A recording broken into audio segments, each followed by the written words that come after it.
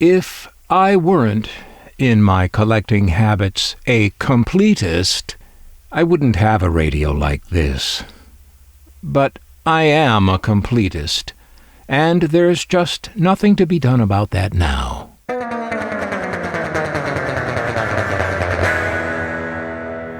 DuMont is an old name in the electronics business, and a big name. To help them sell the television sets they were pioneering in the 1930s, they formed, in 1940, their own television network. This is the DuMont Television Network. Captain Video is written by M.C. Bruck and directed by Larry White. This is the DuMont Television Network. This is the DuMont Television Network. This is the DuMont Television Network.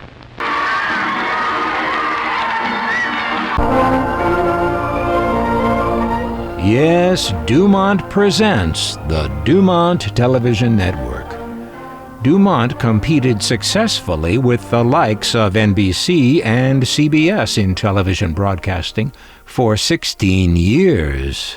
What happened to the DuMont network in the middle 1950s is a long, convoluted story that ends decades later in a network we now know as Fox.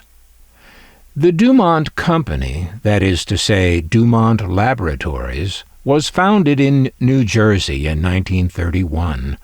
They are thought of these days only in terms of television, TV broadcasting, and the making of TV sets. For example, as of this moment, Wikipedia doesn't even mention that DuMont made radios. Well, Wikipedia doesn't know everything. Looking like the sort of radio that would appeal to a pipe-smoking guy with a moose head hanging in his den, this is the DuMont 1210. All these straps and snaps and rivets and brads give the thing a real luggage kind of feel. Its overall look is somewhere between a baseball glove and a steamer trunk. Boxy would be the word for it, I guess, if you wanted to use just one word. The dial is just about the most fashionable thing here, and practical, too. Since it's underpainted, the dial numbers won't wear off, because, of course, they are literally painted on the underside.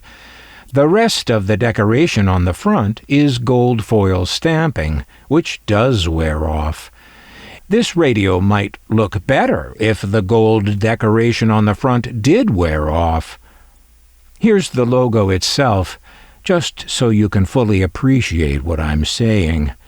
This logo, and in fact the entire design of the front of this radio, is what designers would typically characterize as, well, hideous.